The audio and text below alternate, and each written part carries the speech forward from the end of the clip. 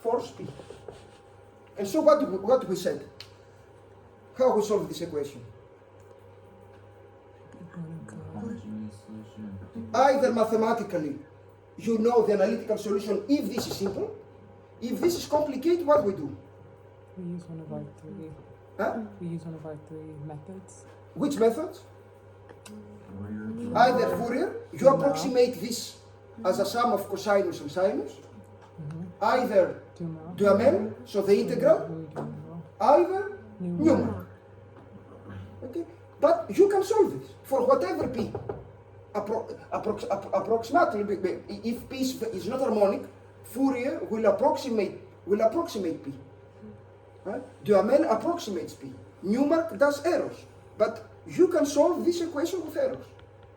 And then you do the sum, and you have your nuclear plan. Okay. Look, so we have done these exercises where we take this equation without damping. You apply initial conditions, initial displacements, initial velocities, and finally, when you do this, where it is? Sorry, it was here. So this is 0, and finally, when you decouple the equations, the only question that the final question that you have to ask is, can you solve this equation? This is easy. This is the analytical solution. So the sum of all the eigenmodes times the eigenvectors times this gives you the solution of your problem. Now imagine that you say, let's apply everything. Let's apply initial displacement, initial velocities, and a force P, whatever force P you want. Again, you do the same thing. So you do this decomposition here, you replace, you multiply with the transpose, and finally you have to be able, as I said here, to solve this equation, which is this one. Can you solve it? Now, in structural engineering, most of the times, most of the finite element codes have inside the Duhamel integral. So once you arrive at this equation of a single oscillator, they say that the solution, we can use Duhamel. In geotechnical design offices, most of the times they use Fourier because, I don't know, for tradition. Now what I want to tell you is that here I put the more simpler form of the Duhamel integral, but it is the same thing. If you remember what in the transparencies, this is the form of the Duhamel integral if there is no damping and if the initial conditions are equal to 0. But I gave you also the complete form if the initial conditions are not 0, if there is damping. But just to keep it simple, actually the solution of your problem is this one, if the initial conditions are 0 and if there is no damping. So actually, this is what the computer, you have to program the computer to calculate this integral. Where the computer does the sum of all the eigenmodes. Now, what is strange is, okay, this is the theoretical thing. But I told you that the computer normally cannot calculate all the eigenmodes. So actually, there are several methods. Most of, you can find it in the literature. So sometimes the engineer said that we use the response truncation method. Nothing, it's not a mystery. Actually, what they do, they just calculate the sum using only k eigenmodes and not n. K is smaller than n. So it's an approximation. Because I repeat that the computer cannot have the n eigenmodes. So one method is this one. Another method, which is the best method, is a little bit strange, but the idea is the following. It is called the modal acceleration method in the literature. So what is this modal acceleration method? Imagine that, and this is the one that is used. Imagine that you have in your model n eigenmodes, and you have been able to calculate only k. So what you do, it's a little bit strange, but it works. you calculate, you do the sum of all the eigenmodes for the k eigenmodes that you have been able to calculate, and then for the other ones that you have not been able to calculate because you have a matrix n, k smaller than n. So those are the sum for the k, and for the other one, you add the static solution. And this method works much better than the previous. Right? So you get better results. Of course, it's an approximation, but what is the idea behind? As normally, the higher eigenmodes that between k and n are negligible. So if you forget about dynamics and you add the static solution, then you will end to something which is more close to reality. So the modal acceleration method, which is programmed in several finite element codes, is I have n eigenmodes. I was able to calculate only k is smaller than n. Then for the k eigenmode, I use the model superposition technique, using the Duhamel integral. And for the rest of the modes that I was not able to calculate, I forget dynamics and I add the static solution that can be written like this.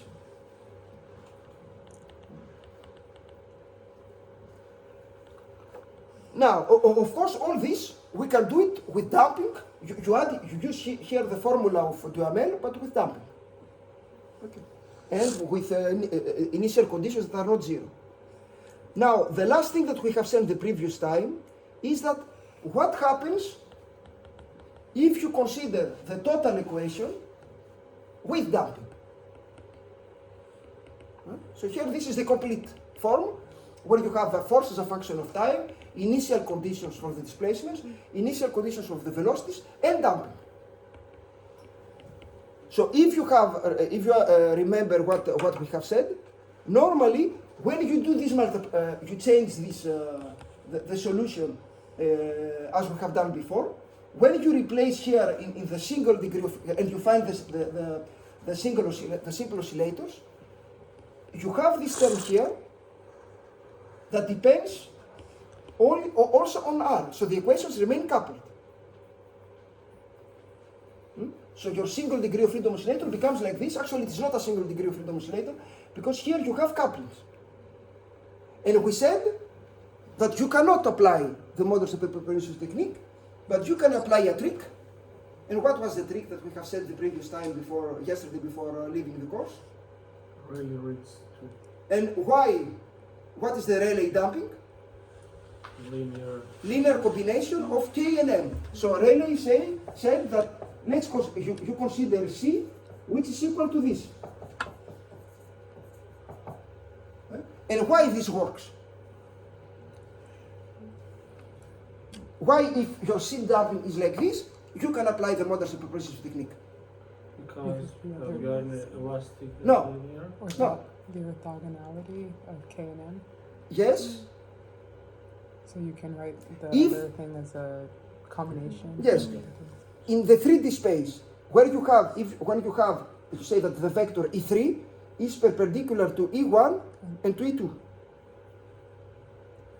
So you agree with me that the vector E3 will be perpendicular to whatever linear combination of E1 and E2, but because the new vector will be on the same plane. So this is the thing, only that we are in n space. Because the eigenvectors are orthogonal to k and m, the eigenvectors are orthogonal to whatever linear combination of k and m. That was the idea of Rayleigh. So you stay on the same plane. It's not a plane because it's all, but the orthogonality still works. So this is why it works. So you do this. So when the computer will do this thing here, you will get, we don't call it like this, a generalized damping matrix diagonal. And so you can stay with single degree of freedom system. Okay? Now, if in real life this C is not realistic, you do a finite element method, you calculate the mass matrix, the K matrix, and the C matrix by doing the assembly of all the finite elements. And you look at the C matrix. So if you see that your C matrix, you cannot write it like this, then you cannot apply the model superposition technique. Now, for a typical civil engineering building, because the damping is small, it's not very important, so of the order of 5%, we always do it.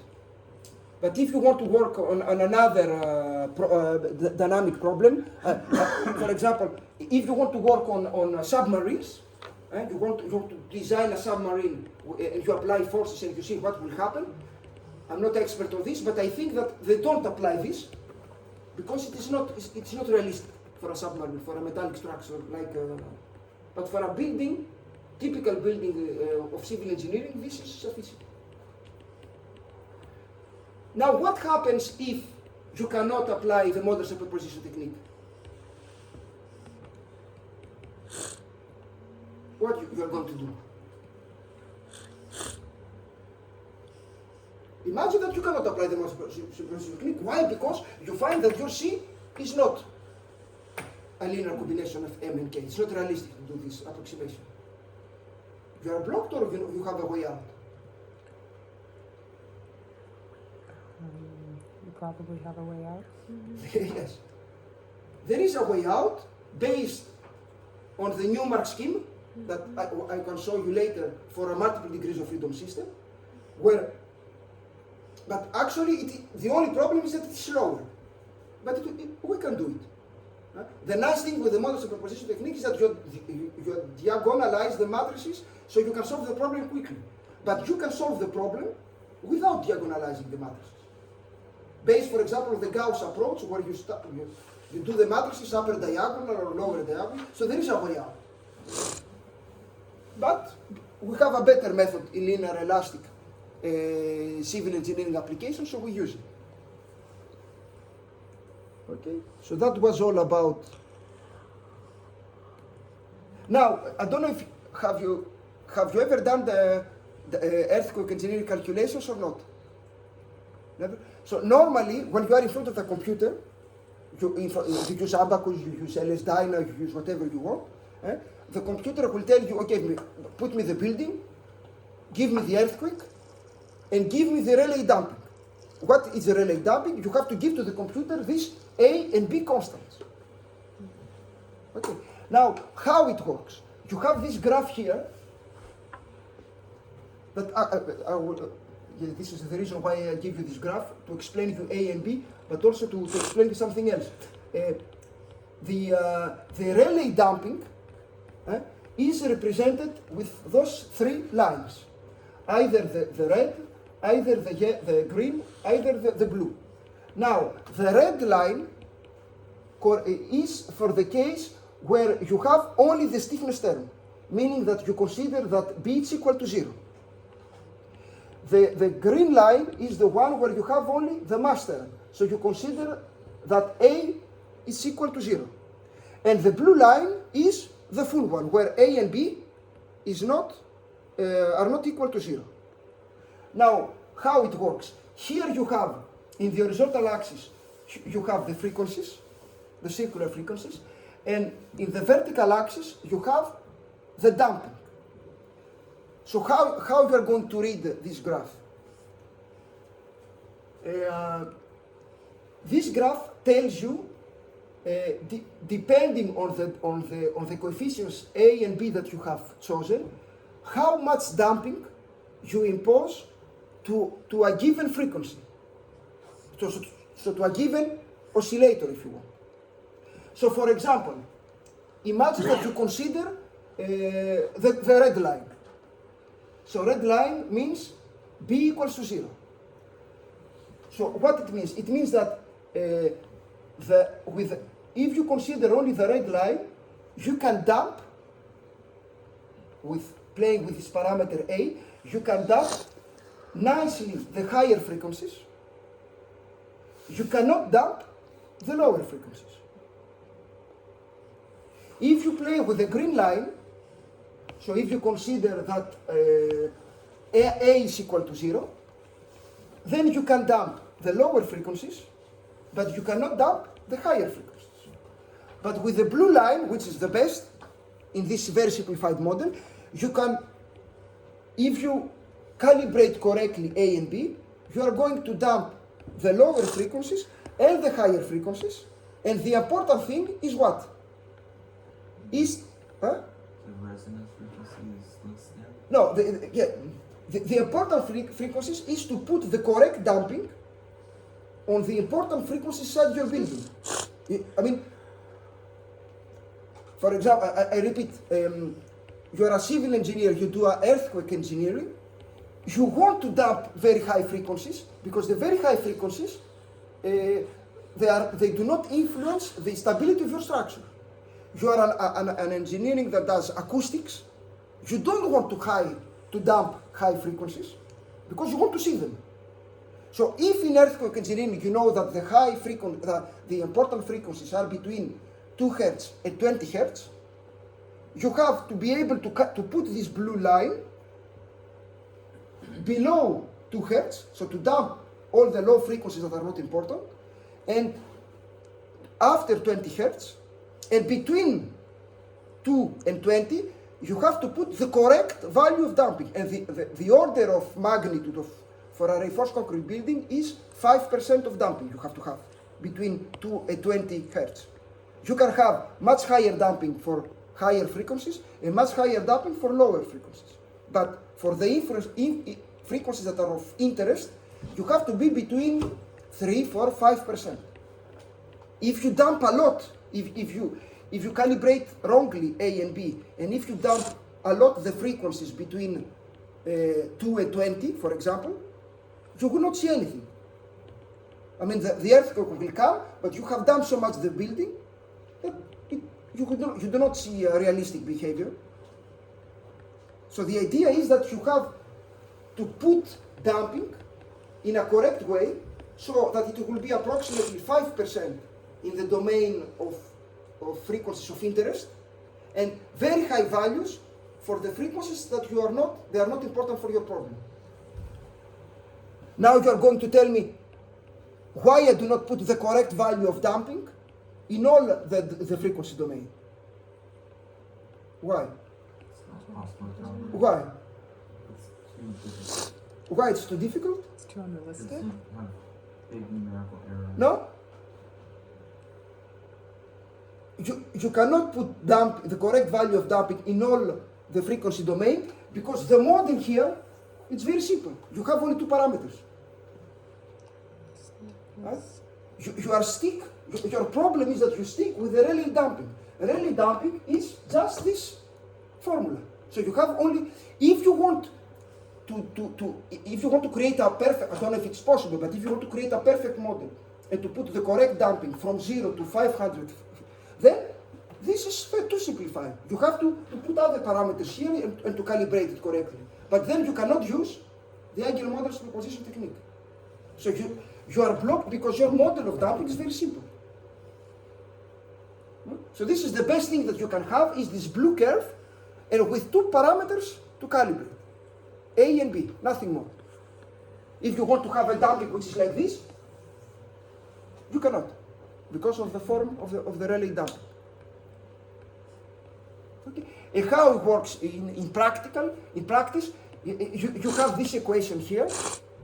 Here it is the level of damping, and here it is the frequency. And actually you apply it 2 times, so you have 2 equations with 2 unknowns. So you say, I want to apply, for example, here we said I want to apply 3% damping at 0.8 rad per second. And here I want to apply, let's say, 3.8 damping at 3 rad per second. So you apply this equation 2 times, you have 2 equations with 2 unknowns, and you calibrate A and B.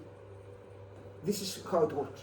So the abacus will tell you how much you choose Rayleigh damping. Yes, give me the damping that you want for the first eigenmode. So you say 3%.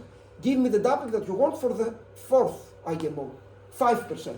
So the abacus uses those 2 equations and calibrates A and B. And actually, what you do, you pose the blue curve so that you respect your parameters. But you cannot do something more because the model is very simple. Okay, this is the idea. Can you repeat what you said about approximately 5% of the frequencies, you want to dampen 5% of them? What did you say? I said that if you open the design codes, they will tell you that a realistic value for damping for a reinforced concrete building is of the order, in linear elasticity, is of the order of 5%. So we know what is approximately the value that you should have. I think that for steel structures is, I don't remember, smaller, I think it is 3%, but I don't remember. It is written on the codes. So you know what is the value of damping, that if you do linear elastic calculations. So if you do linear elastic calculations, you have to have a damping of the order of 5% for a reinforced concrete building.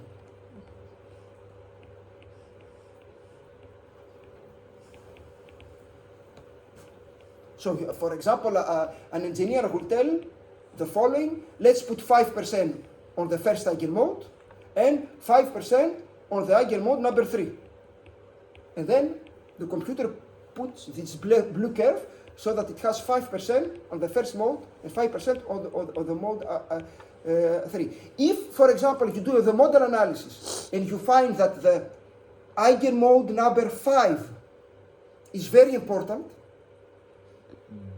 that's what you are going to do for the damping. So I repeat, maybe I was not clear. Imagine that you do a model analysis and you calculate the model participation factor and you find that the most important Eigen modes is the first one and the Eigen mode number 5. And then the computer tells you, now give me the Rayleigh damping parameters. What you are going to say? You put your damping on those two. The idea is that you have to put 5% on the first and the fifth, because those two are there. So you have to, at least the two of them, you have to have them correctly. The other ones, you cannot have them correctly because this is very simple. Okay? And then you do it.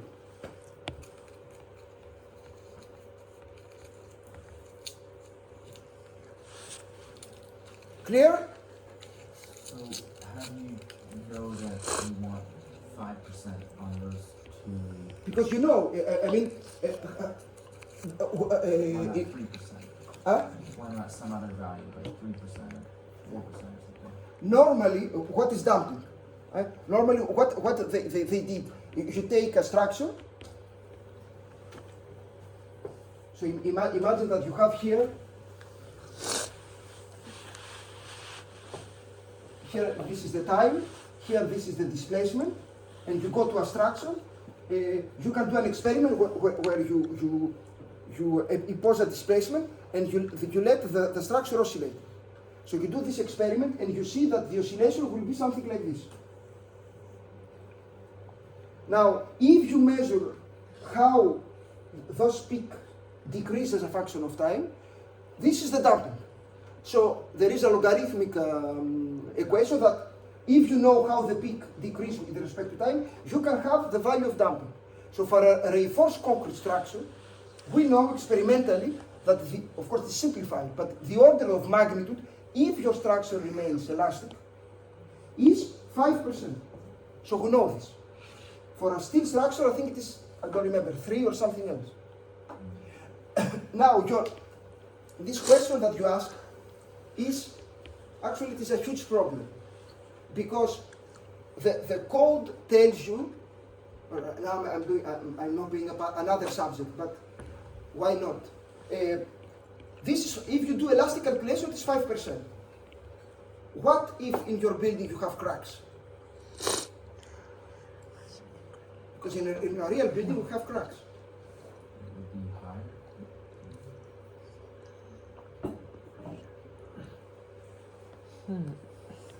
The problem, so it's a difficult problem, so I don't know if it is a good thing to open this subject now, but why not? Imagine that you do a non-linear calculation. You have this dynamic equation to solve, with matrices and whatever you want.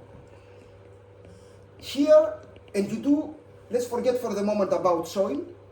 So we do a structural engineering problem. We have a structure fixed. In your equation, do you know how many categories of damping we have in a non-linear calculation?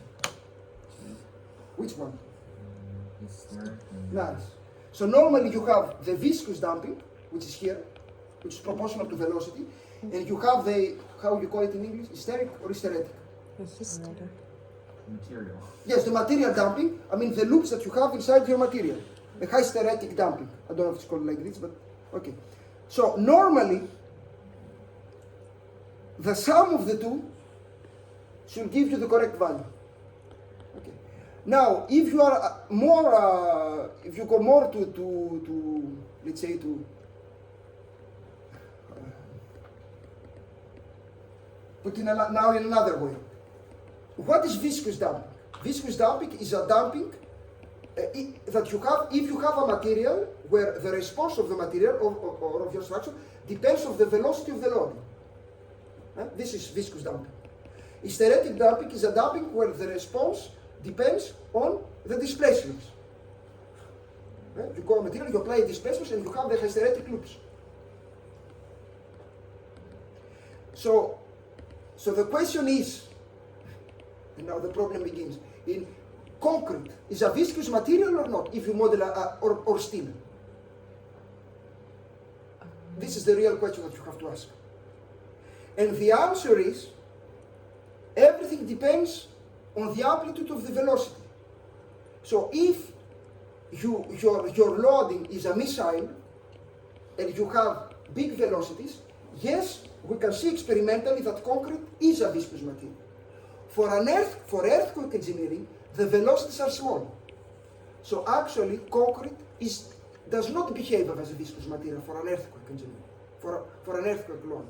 So if you stick to this idea, normally you should put what in your model? More.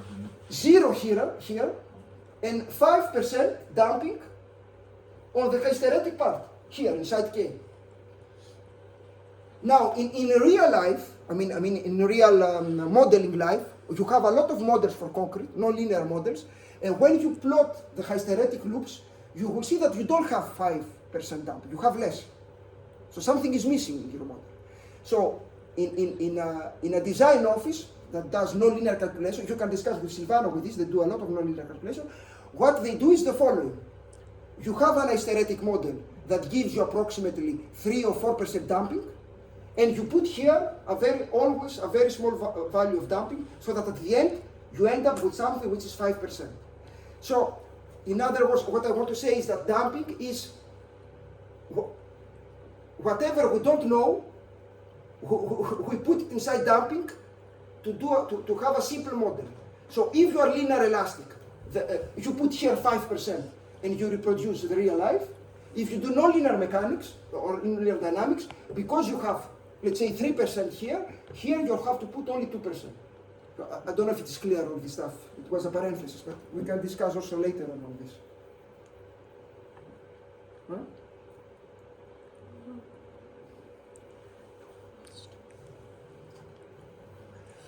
The order of magnitude of damping should be approximate for a reinforced concrete building 5%. Now, if you are linear elastic, so that means that you don't have hysteretic damping, you put everything here. If you start to playing with non-linear mechanics, you put here and here. So you have to now, if you do a perfect model that does not exist, if you simulate everything, and because concrete for earthquake engineering is not a viscous material, neither steel, so normally you should put 0 here. But I have never seen a model like this. It does not exist a perfect model that simulates the behavior of concrete and for steel for 3D cyclic loading does not exist. So you put some damping always here. See.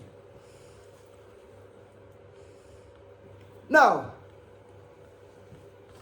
is all this a little bit clear? Now, all this stuff, you're going to be surprised, all this stuff that I told you about, the model superposition technique, normally we don't use it in a civil engineering office that does earthquake engineering. We do something else which is called the model response spectrum analysis. So the first question is why we don't use the model superposition technique in an earthquake engineering design office? Is one not linear elastic? No.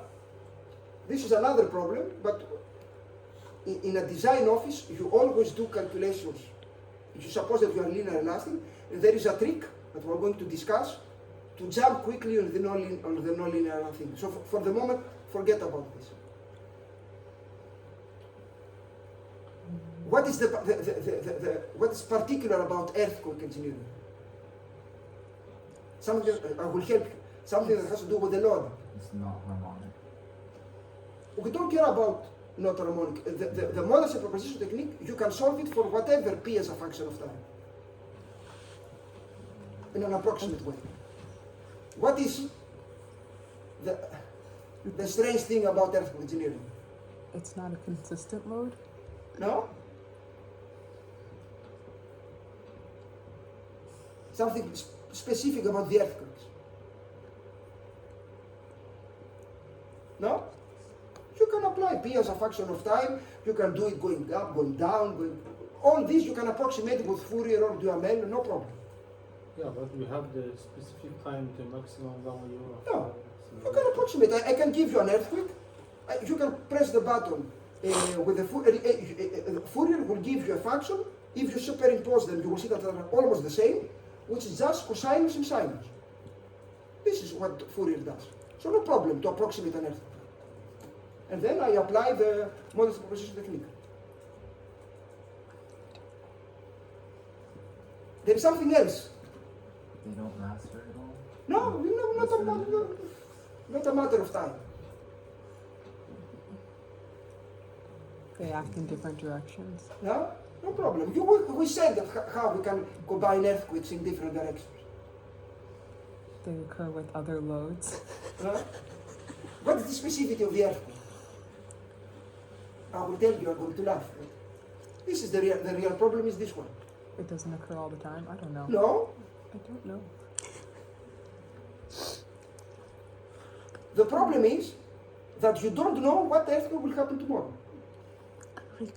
If I give you the earthquake, if I give you the loading, you can apply the model superposition technique. But you don't know what's the loading.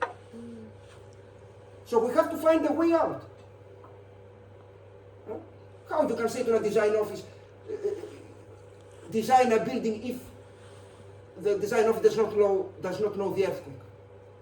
So if, for example, you are on a dynamic design office and I tell you, you want to design a building and you have a apparatus, a device that rotates. You have your laundry machine. So you put it on the second floor and I tell you design the building. Very easy. Model superposition technique. You know the P as a function of time of your laundry machine. You end up with this equation, you solve it. Model superposition technique, you calculate everything. Forces as a function of time, and then you do your design. You want to put glass, to put wood, to put reinforced concrete. You design your sections. But the problem with the earthquake engineering is that you don't know. This is the only problem. Otherwise, we can apply the model superposition technique if we are linear elastic. So we have to find a way out.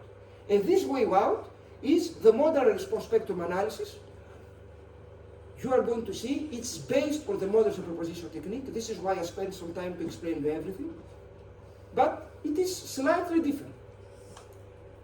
But the main problem is that you don't know the earthquake. Now, if you're going to discuss with Silvano, Silvano will tell you that he's not, most of the times, they do not construct ordinary buildings, they construct nuclear plants. So EGIS construct a lot of buildings, but Silvano works on nuclear plants. And actually they have contracts to construct nuclear plants in UK. He told me that they have job for the next 20 years because the UK restarted the nuclear industry. So they have a lot of projects. For nuclear plants, the nuclear plants do not follow the modern design codes, but they have, for typical buildings, they have specific codes that are more strict.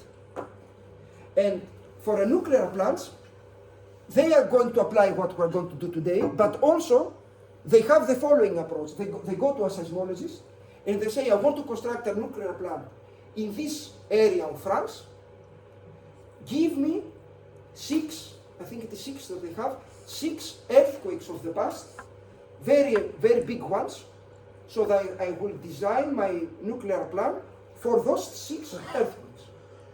So if you know the loading, you can apply the models and opposition technique. For a typical building, we don't do this because this costs money.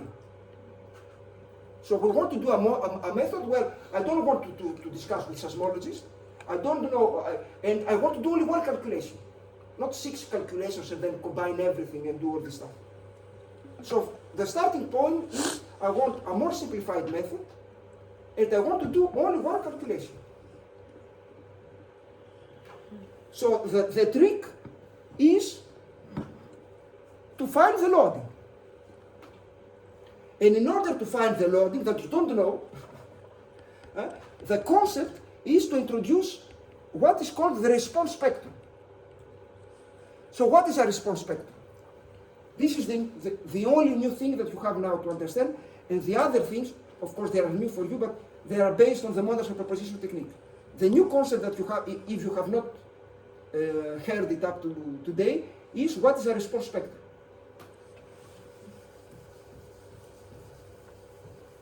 But then it's, at least conceptually at least, it's easy to understand what's happening. What is a response spectrum? So I give you an earthquake. What is an earthquake? You go to a seismologist and it gives you the acceleration of the soil as a function of time. So you have a recording. Huh? For this earthquake, for a given earthquake, you can calculate what it is called the response spectrum of this earthquake. So what is the response spectrum of an earthquake? Try a little bit, I will try to, I know that I speak quickly, I will try to speak a little bit more slowly. If you consider a single oscillator, so you take a single oscillator with 1 degree of freedom, and you set a damping value. So we create a response spectrum for a given damping parameter. For example, you say that damping, you fix it equal, for example, to 5%. So you fix this value. You say psi damping is 5%. Because this is the dynamic equation is this one. It is equal to the earthquake, which is minus m. Okay, for the earthquake. And then, what you say, you give a value for k, whatever value you want, and a value for m, whatever value you want. You apply this earthquake at the base of your single oscillator, and you solve the dynamic equation. You can do it with Duhamel, you can do it with Fourier, you can do it with Newmark. So you get the displacement of the mass as a function of time.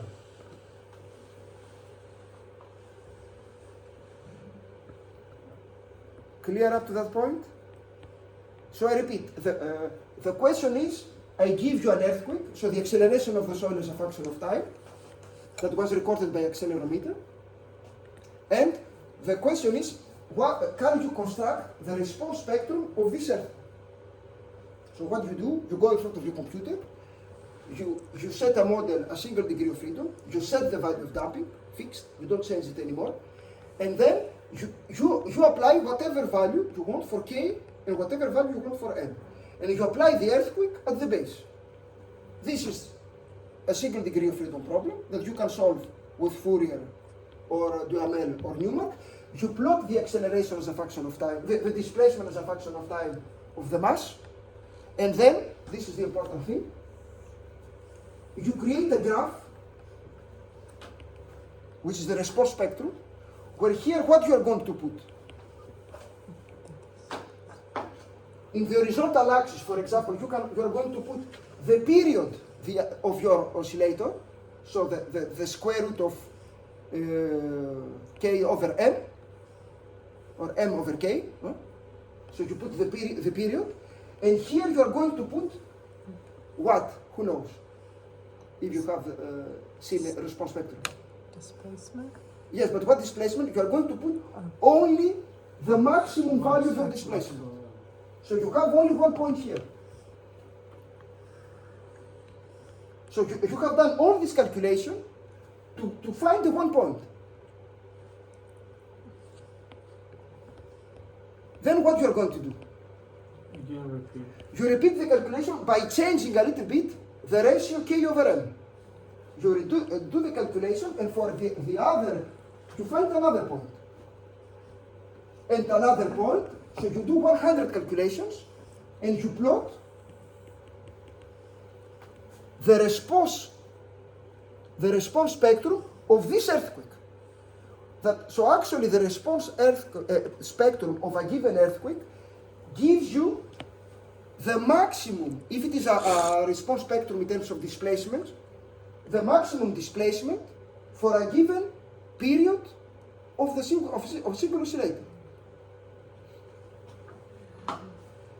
Okay? So the important thing that you have to understand is that you have, for a given period, or you can plot it also for frequencies, for a given period or frequency of your single oscillator, you can read the maximum displacement.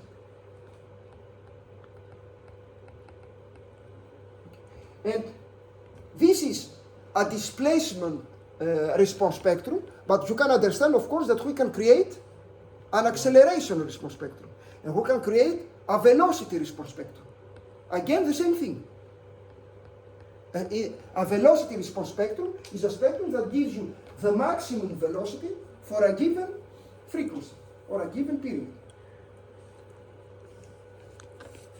Clear? So this new concept is what is called the response spectrum of a given earthquake. Now this is explained a little bit here. So a response spectrum is a graph representing the maximum value of a specific parameter, displacement, velocity, or acceleration, as a function of the natural period, or frequency, if you want, of a single degree of freedom system. This is the response spectrum.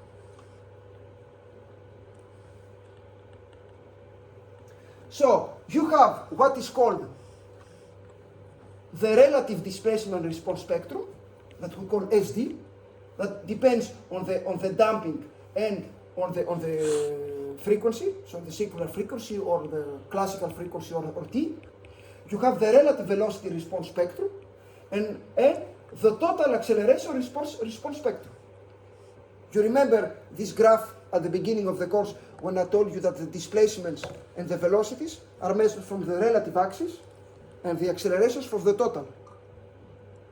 You remember this graph or not? This is why this is relative displacement, relative velocity, and total acceleration. This is this one. Let's go to the beginning of the course.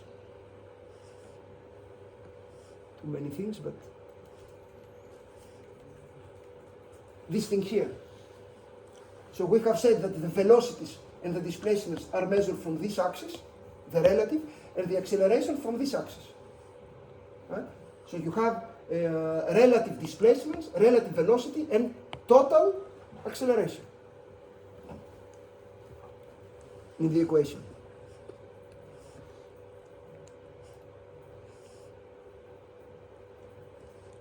And this, yes. So how you can do this? You calculate this. You can use the Duhamel equations. The idea is you have to solve this single oscillator using, for example, the Duhamel equations 1, 2, and 4 that I said here, and then you put only the maximum value. So relative displacement is just the maximum value of the solution in terms of displacement. The relative velocity vector is the maximum velocity, and the total acceleration is the maximum acceleration. So this is easy, no? So what you have to understand is that when you do a response spectrum, although it is one graph, you have 100, 200 calculations behind to construct this graph. Now, because it is a single oscillator, if you program it, it takes 30 seconds to have the, less, 10 seconds to have the spectrum. Because it is just a single oscillator that you solve 100 times. And you just pick the value. Yes? So the period that we're plotting is the natural period of the, Is the ratio K and L. right? This is why you change it, so that you have to have all the points. And you always apply the same theoretical earthquake, or you also, Yes, this is the response spectrum of this earthquake. For the moment, you're going to see. So for each earthquake, you can create a response spectrum. For just 5% damping. Now, you are going to see that in the design codes. For example, I think that I have in the design codes. We are going to see that you have the design earthquake spectra for different values of damping. So we can, but the idea is the same. You can create a new response spectrum by changing the. But okay, the classical, what is called the elastic spectrum in the design codes is for a reinforced concrete structure is for 5%. But you're going to see, for example, in the Eurocode, we have a family of spectrum where you can change this. You can find the values directly. So, is this idea of the response spectrum of an earthquake, do you have understood correctly this idea? So for a given earthquake, you do a lot of calculations on a single oscillator, you consider only the maximum values, and you can create the response spectrum of an earthquake. Now this is what is called SD, for the displacement response spectrum, SV, the velocity response spectrum, and SA, the total acceleration response spectrum. Now, for a reason that you're going to understand after 5 minutes, I'm going to explain you why, we don't use them like this, but we are going to simplify the solutions. So what we do is the following. This is the next transparency. We are going to simplify the solutions. And what we're going to say, we're going to take the Duhamel solution, and we're going to neglect xi and xi square. So we're starting doing approximations. We don't solve the problem correctly. Okay. And the second thing, which is a little bit, so this at least you can understand easily, we say that the damping in civil engineering is very small, so let's forget it. The strange thing, that it seems strange at the beginning, is that you take the solution of Duhamel and you just replace the cosinus with the sinus. Why this is possible? It is written there, but Because of derivative. no? Because actually, what we are interested in is not the solution as a function of time, but only the maximum value. Huh? Because when you create the spectrum, you just pick up the maximum value. But if you check the difference between a cosinus and a sinus is just a change, a shift in time. So the maximum value is the same. So what we do is, I repeat, you don't respect Duhamel, you forget psi, because it's very small in earthquake engineering, and you replace cosinus with sinus. So you create what is called a wrong solution, which is the pseudo-velocity spectrum, which is given like this, and the pseudo-acceleration spectrum. Okay, and if here I give you have the El Centro earthquake, and for this El Centro earthquake, you have the different spectrum, the correct ones, and the pseudo-acceleration spectrum, the pseudo-velocity, the pseudo-displacement. And you see that for the acceleration spectrum, results are the same. For the velocity spectrum, the difference is here between SV, the real one, and SV, with small v, the pseudo-velocity spectrum. So up to this area, which is important for engineering structures, the spectrums are almost the same. Here we have errors. And here for the displacement vector, you see that again they are very similar. So why we do all this stuff?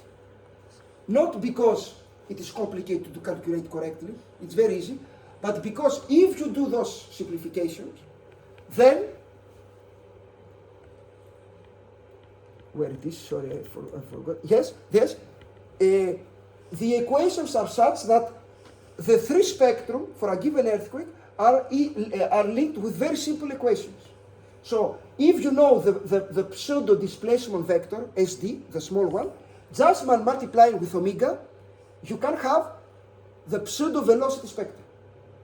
And if you know the SD, but just by multiplying by omega square, you have the pseudo acceleration spectrum.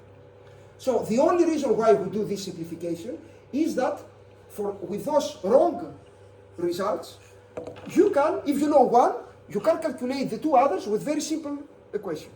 This is the only reason. Okay. And because you have those simple equations to jump from one pseudo displacement, from one spectrum to the other spectrum, seismologists, we're not used to do this, but seismologists have graph like this. So in this graph, you have the three spectrum, the pseudo spectrum of a given earthquake on the same graph. So here you have the pseudo displacement spectrum, the pseudo velocity spectrum, and the pseudo acceleration spectrum for the El Centro earthquake for different type of damping, 0, 2%, 5%, 10%, and 20% on the same graph. So this is the only reason. So we accept to introduce some errors because if you know one displaced pseudo spectrum, you can calculate the other very easily. This is the only reason. Otherwise, if you don't like it, you can calculate them correctly. But in order to have graph like this, so that you can see what is the, so here you have the period for a given period. Here you can read the pseudo velocity spectrum. Here you can read the pseudo displacement vector, and here the pseudo acceleration. So you have all the values on the same graph. This is the reason. Clear? Yes? The replacement of the cosine term is only for the velocity. No, I think that you do it also for everything. Maybe I'm wrong. What I said here. No, here, look for the velocity. We replace the cosinus with sinus, and also for the acceleration. And why, I repeat, why you can do this? Because the maximum value stays the same.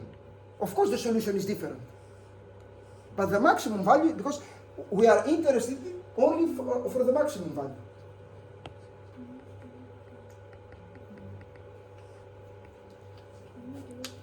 Sorry? It's like, you might have explained it already, but can you do it for displacement as well? Can you change that? What happens for the displacement? The displacement is already signed. It is already signed, this is why. So if it is already sinus, I think they don't change it. Huh?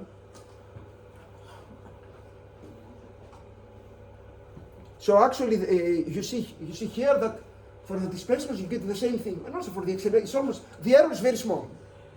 Why? And also the error that you see here is not very important because the frequencies of interest for earthquake engineering are here. So they are not here. So we don't care if the error here. So we are used to, and actually in the response method analysis that we are going to do, we're going to do an exercise, we use those equations to jump from one spectrum to the other. So keep in mind that they are wrong spectrum, but the error is very small. And this is why we call them pseudo something.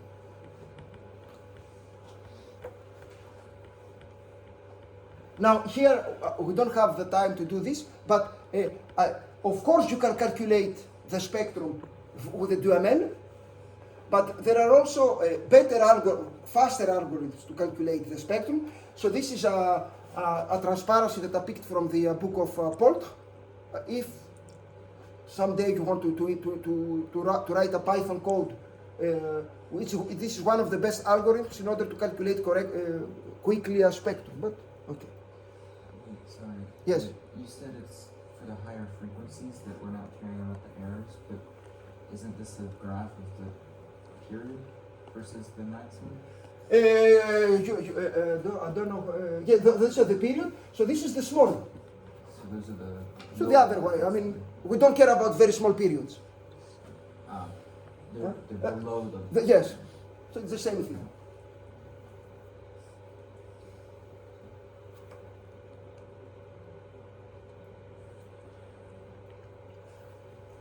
So now you have this new concept that it is called response spectrum of a given earthquake that gives you the maximum value in terms of displacements, velocities or accelerations for a given period of your simple oscillator. So what we're going to do next? I remind you that the problem is in earthquake engineering that you have to provide a tool to an engineer that to do one calculation without knowing, the problem is that he does not know the load. We have to do the same thing for another earthquake. So what they have done is the following. They have discussed with seismologists. We have recordings of earthquakes for the last century. So they create all the response spectrum of all the earthquakes that happens in Paris. They superimpose all the response spectrum, and with some statistics that they never looked in depth, they sort of plot an average spectrum, which is called the design spectrum, of all the earthquakes that has happened in Athens. So with only one line, you take into account all the history of earthquakes that happened in your area. And you have only one line. So in other words, you have the maximum displacement, the maximum velocity, the maximum acceleration that will apply to a single oscillator.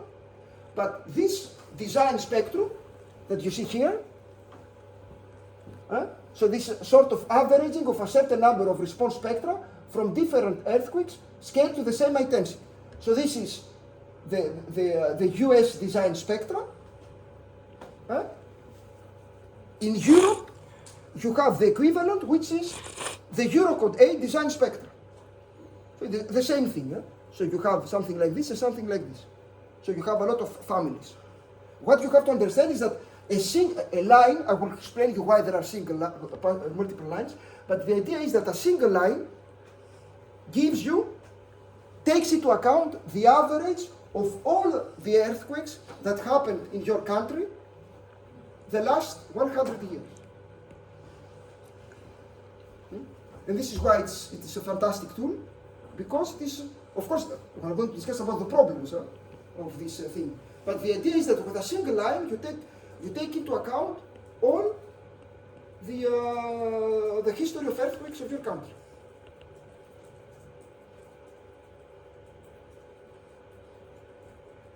So those are the Eurocode 8 design spectra. Now you see there in the Eurocode different families of spectra. So you have A, B, C, E, and D. So why there are different lines? Because actually they depend, in the Eurocode, they depend on the soil where you're going to construct the building. And the idea here, so for example, you open the Eurocode and it tells you are going to say, I'm going to construct on a clay structure, consolidated clay. So the Eurocode will tell you that if it is consolidated clay, then you are going to use the family number E, for example. And you are going to use only this line that the Eurocode tells you to use. Now, what you have to take into account, this is a classical error for people that do earthquake engineering. The different families of the earthquake, of the spectrum, of the design spectrum of Eurocode 8, I said that they depend on the soil. Don't think that with this, in this way, you take into account soil structure interaction. So this thing is not to take into account soil structure interaction. This thing is the following. The seismologists have some models and they simulate, you know that the earthquake happens some kilometers inside the earth. So the earthquake signal travels from the seismic fault to the surface. This thing here translates in a very simplified way how the earthquake signal changes from the fault to the surface where you have the building. This phenomenon is taken into account. But how the soil structure interaction influence your building, this is not taken into account with this condition here.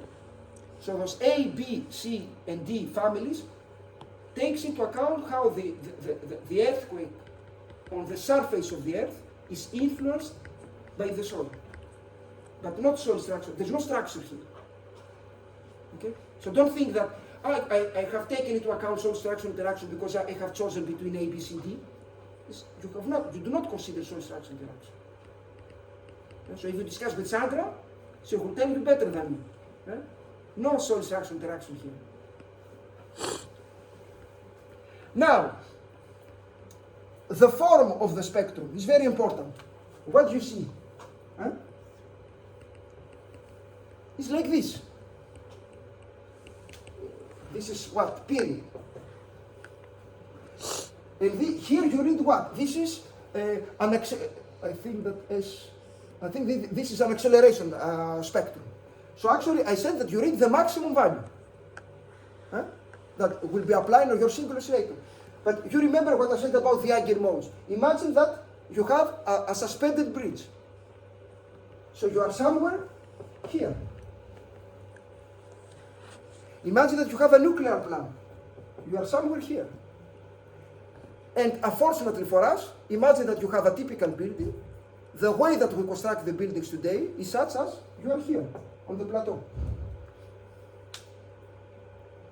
So the guy that will design a bridge, suspended bridge, will go here, nuclear plant here, and you are going to be here. Now, this, when you read from a given period, here you read what? We said Acceleration. the maximum acceleration. The important thing here, of course, it is acceleration, but it is the maximum. The maximum acceleration that will apply on the mass of your single oscillator. Now, what is the force that will apply on this oscillator? It is what? The force. The mass times the acceleration. Why I tell you this? The guy that constructs a nuclear plant will design for a much smaller acceleration than you. But the force is much bigger because it is mass times the acceleration. Okay? So don't forget this. Here you read the acceleration, not the force. So the design acceleration is smaller for a nuclear plant. But the force, because the mass is huge, it's bigger.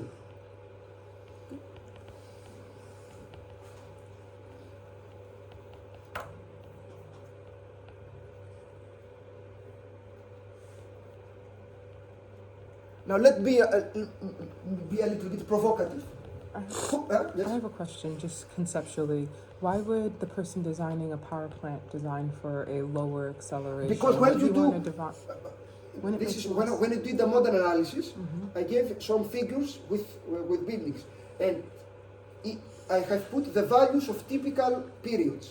So when you have a suspended bridge, the period to do this movement is very big. So you are here. For a typical building you are here, and for a nuclear plant, because it is very stiff, so the period is very small. So the way, the nature of the building is such as, for a suspended bridge you have very, very big periods. So you are here.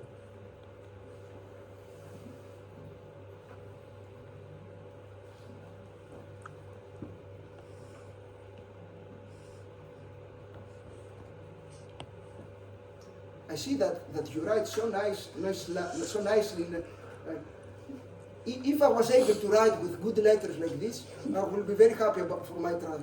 This is why I write everything on the computer. Because it's only me that I can read my...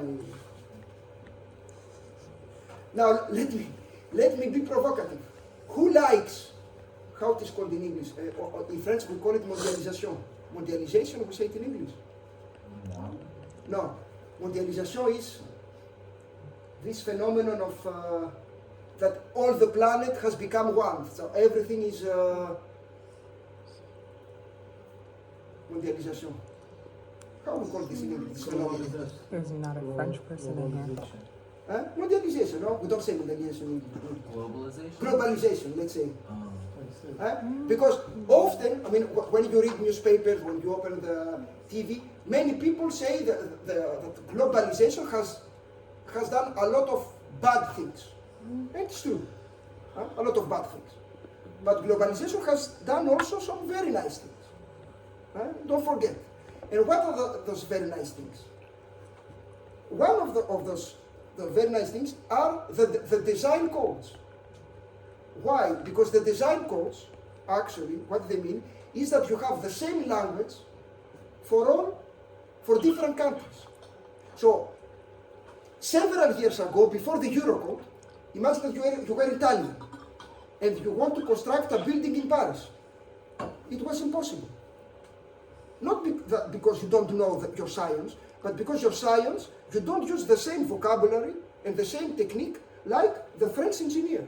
So that was a way to block a little bit the foreigner companies. So you came to Greece and they said to you, I don't know all those things that you use in France.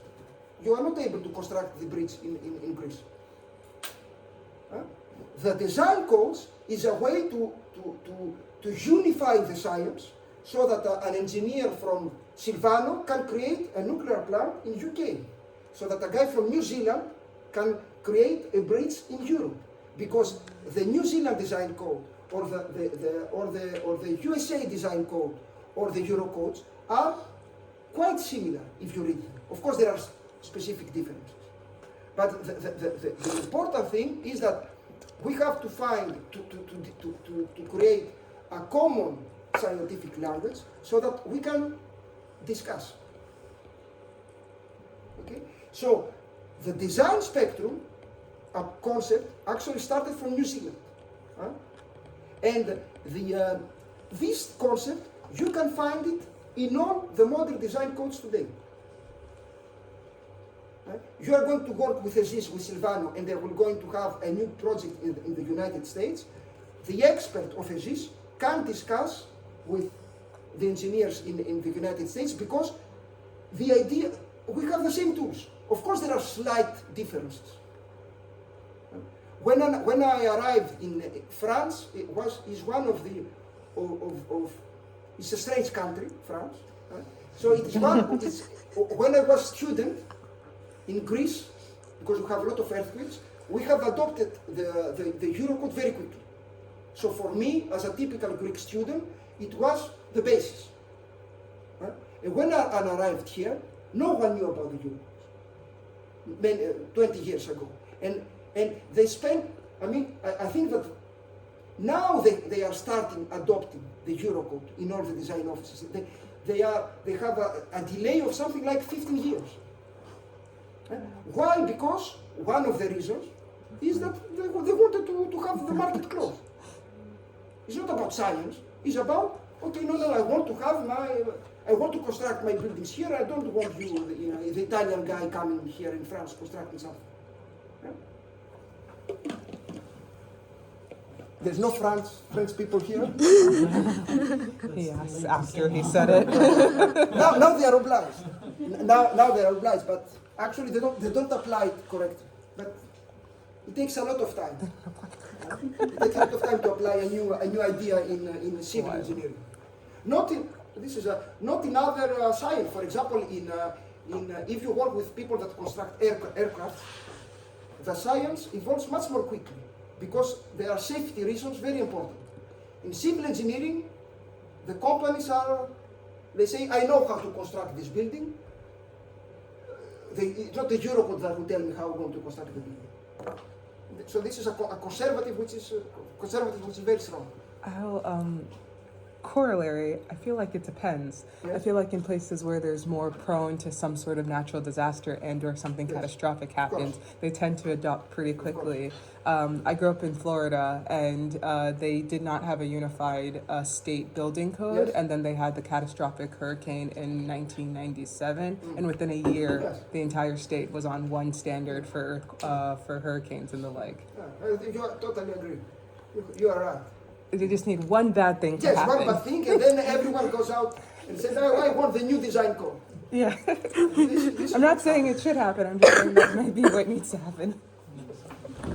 Just ask her. Now, the nice thing about earthquake engineering is that if you look what happens in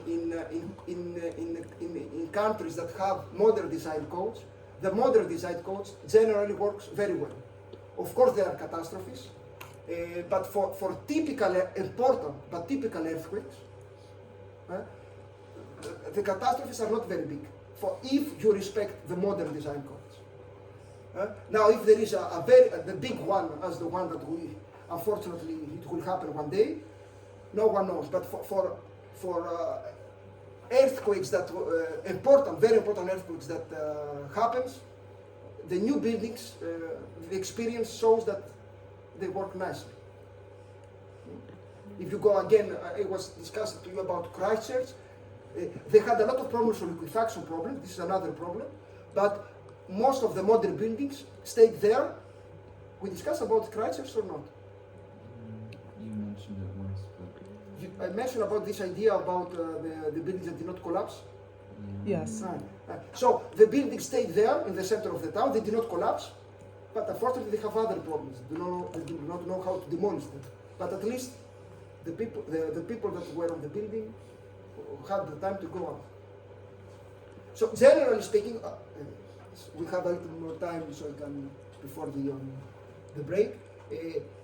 Again, I'm provocative, but if on a country you hear that there was a big earthquake, not a catastrophic one, okay, but a very big earthquake, and you had a school that collapsed, or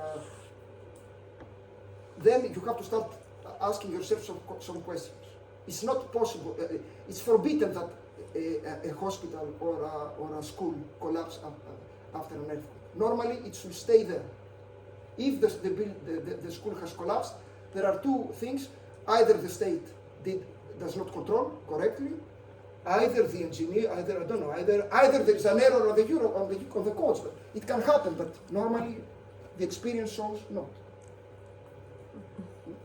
But what if it's one of those once in a lifetime? Oh yeah, if it's one in a lifetime, I mean one in not in a lifetime, even more. We are all dead. Oh, yikes. Okay. What I said, I repeat myself, but what I said in the beginning of the course is that normally the society has to define not only science, but the society has to define the acceptable risk level. And to define the acceptable risk level, you define also what is the earthquake, the maximum earthquake that you can accept.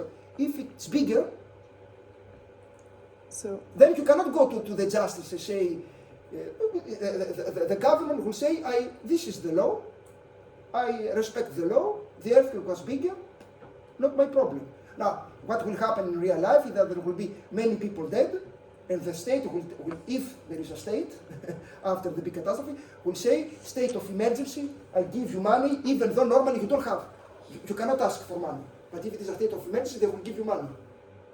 But if it is within the limit of the design codes, then you can go, even if it is not state of emergency, you can go to the justice and say something happened here. Why my building collapsed? Now you have to be very brave to go to the justice, but this is. are the design spectra the same for all of the Eurocode, or is it also regional? Now, good question. Now the form is the same. Now, what happens in the Eurocode? I don't know if it's the same thing in the States or in your countries. In the Eurocode, you have, at the end, you have what we call national annex. So these are given with an equation with some coefficients, gamma, you have some coefficients, and those coefficients, each country in Europe has the right to define its own coefficients. So if you go to Greece, the coefficients will be different for coefficients of Italy. So the shape is the same, the equation is the same, but the coefficient depends on the country. So if there is a big earthquake in Greece, and people go out of the street and they say, I don't want to live without fear, the Greece will change, increase a little bit the coefficients. But the form of the spectrum is this one. And of course, you don't have the S soil type. I'm assuming that means it's a case study. What is this? Like these are soil type A through E, but if I remember right, you also have soil type S1 and S2. Yeah, this is other for parameters. You mean to? Right? Is it not a soil type, or I'm not sure. Well, I think that I have normally. I think that I had an exercise a little bit more detailed. A is for rock, and D is for etc. So you have S1 or S2. No, it's for calculating this.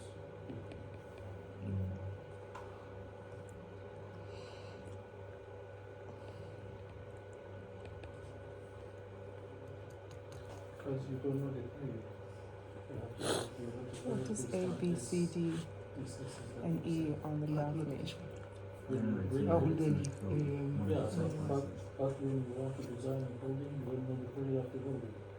So you have to calculate. normally, but okay, this is normally.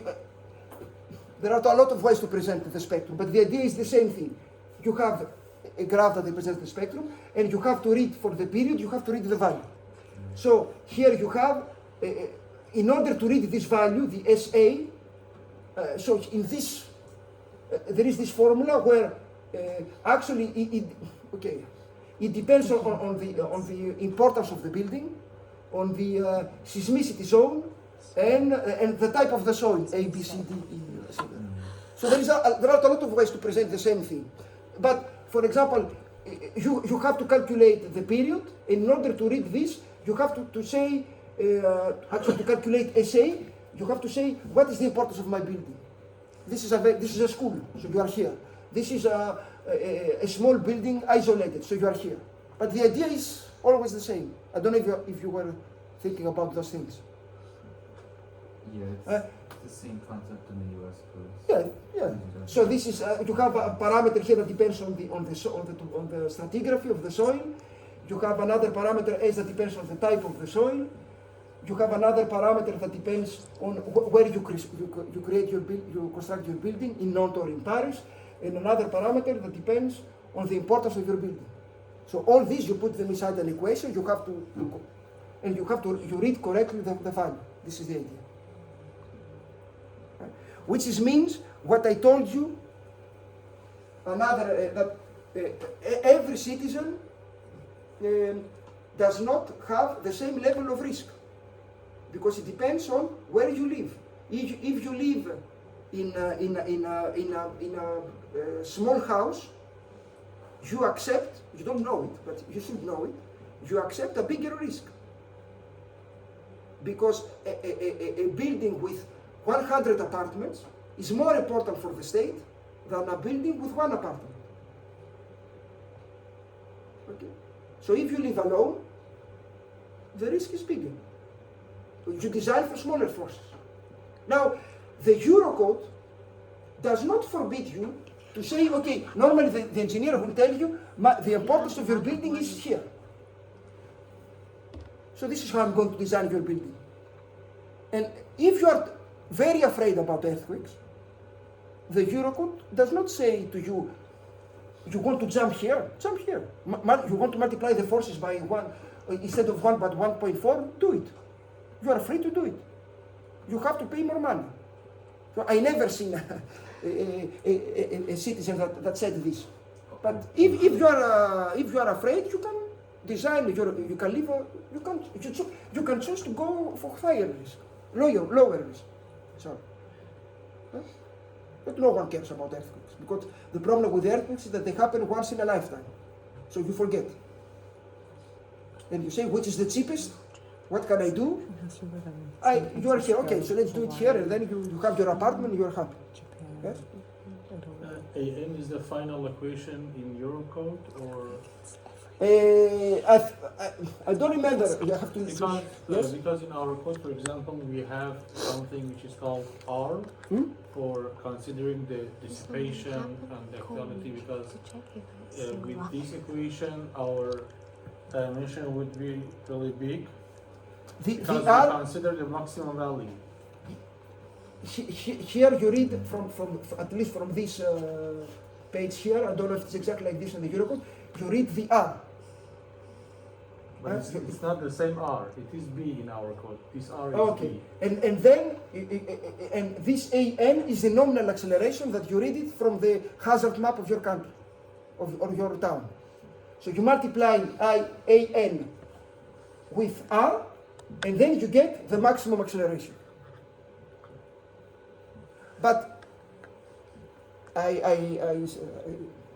understand that it's useful for you to know the details. But the important thing is to understand the idea. Then each country or each you can choose different coefficients. The idea is that in order to reach the maximum acceleration in a design code, of course it depends on the type of the soil, but you don't consider soil structure interactions. This is the important thing for me. The type of the soil, the hazard map, and the importance of your building. And you read the value. And then you are going to design for this value. We are going to see how we do it. Okay?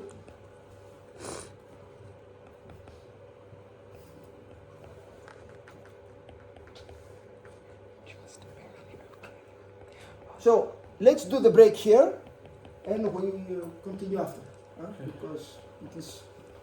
We have 4 hours, so we have to. So those are the hazard maps of Italy. Yeah. Huh? I don't know when it was, how recent it was, but it's NHESS.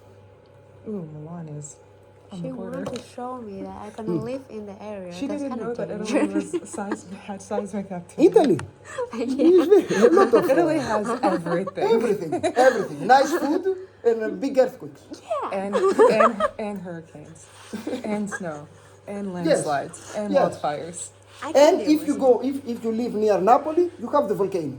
Yes, and volcanoes. And volcano. But that's south, I so haven't that's seen okay. that. And the best places in Europe, in the world, the most beautiful places are the ones where you have volcanoes. You go to Iceland, you go to Ireland, you go to the Hawaii. States, you go to Santorini in Greece, you go there. Volcanoes in the States, excuse me. Yes, the Yellowstone. Oh, no, if that erupts, it's done. Yes, it's done. Yellowstone. We are almost there. No, Yellowstone doesn't This is, count. Yellowstone yeah. is a myth. No. Yes. Yellowstone must remain a myth. We cannot think